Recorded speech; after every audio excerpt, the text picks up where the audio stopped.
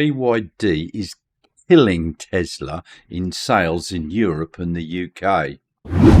Welcome. Thank you for being here. Thank you for liking. Thank you for subscribing. And thank you for commenting. And thank you for checking out my Ko-fi page. Link in the description below.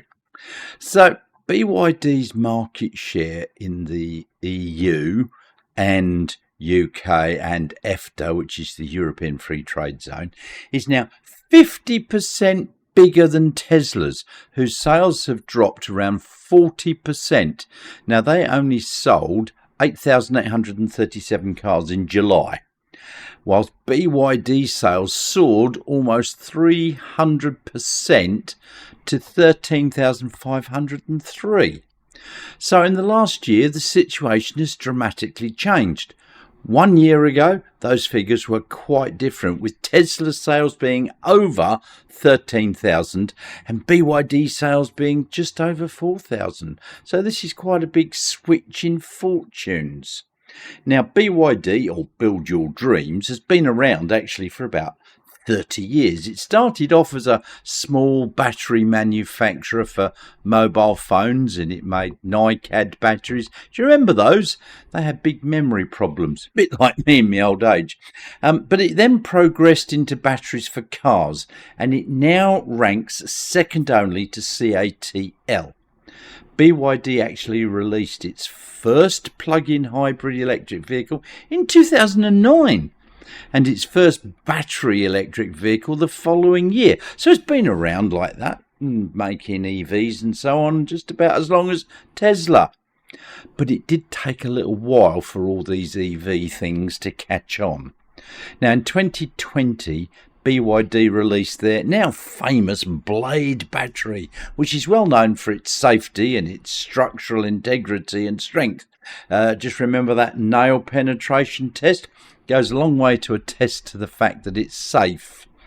But it's now about to put in its second generation of Blade batteries and its E-Platform 3, which is designed to improve its cost and its energy efficiency and therefore its range. In the meantime, Tesla has updated its Model 3 to the Highland model and recently updated its Model Y to the Juniper model. But unfortunately, its sales haven't lived up to expectations. So what's going wrong? Tesla's lineup is not huge. They've got the Model 3 and they've got the Model Y.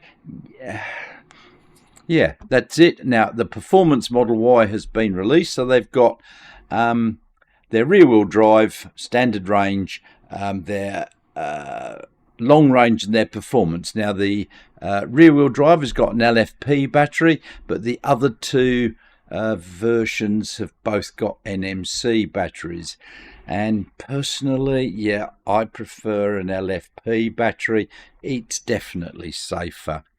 Now, in contrast to that, BYD have got an extended range of offerings now in the EU.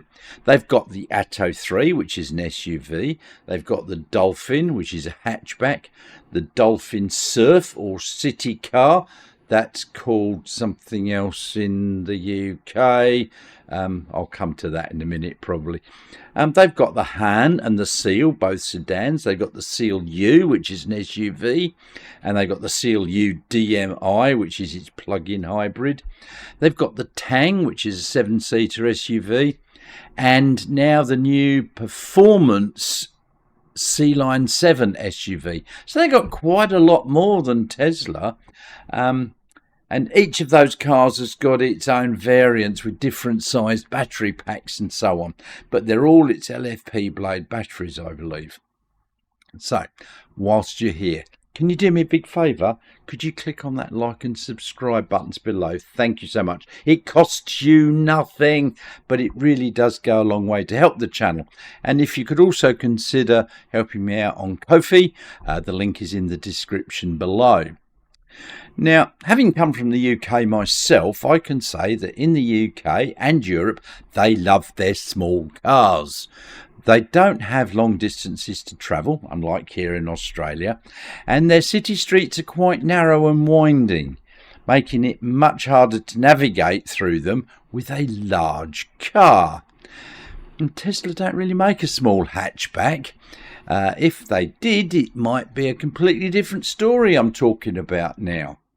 So these smaller hatchback varietals are also cheaper than Teslas. Now the Model 3 starts at about €40,000, whereas the BYD Dolphin starts from around €20,000, so about half the price in some countries. And the BYD Surf or Seagull, that's half the price of the cheapest Tesla. Yeah, and Europe like cheap cars. So another thing we've also got is the Elon factor. Now, due to lies, I'm sure, that have been spread by the fossil fuel industry, we've got Elon labelled as an NAZI. So in Germany, sales plummeted along with other European markets. Now, if this trend continues, BYD could be outselling Tesla by a factor of 100% by the end of the year. I mean, at the moment, they're 50% more sales, and it's getting wider, that gap. Now, okay, yes, BYD do sell plug-in hybrids as well as their battery electric vehicles. But the plug-in hybrid sales used to be more than the battery electric vehicles, but now it's less than. So BYD are catering to the right market segment, the cheaper, smaller cars, unlike Tesla. So unless Tesla have got a smaller, cheaper vehicle up their sleeves, they're very soon going to be dropping out of contention. They do seem to be concentrating on the robotaxi and FSD, which has just been released here in Australia to a very limited number of people. But is this going to be enough to rescue its sales in Europe? Yeah, I don't think so. Now, BYD does have a problem because it's not a goer in the US, because they've got some idiot in charge there. But if they were allowed to sell all their cars there in the US, they would go gangbusters, certainly becoming one of the dominant car makers in the world, and they would probably send Toyota to the scrap heap. So what do you think? Will BYD kill Tesla in Europe or anywhere else? Comment below, thank you. Thank you very much for watching. Look, if you've watched this far, then if you would like to click that like and subscribe button below, thank you so much. It really does help the channel and costs you nothing.